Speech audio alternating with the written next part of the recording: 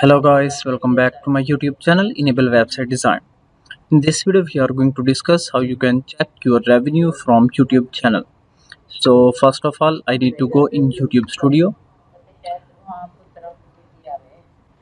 and after monetization enabled, make sure that you need to go and enable these features. So first one is watch page ads and the second is short feed ads. So you need to enable these features, and after that you can scroll up. Then here you can see monetization on off.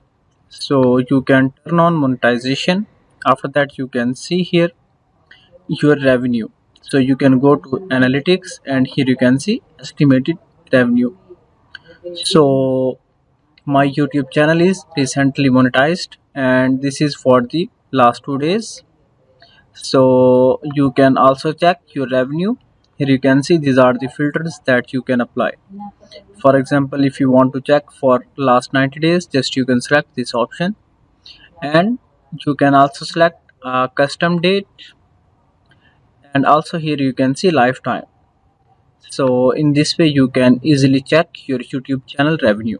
So thank you for watching video.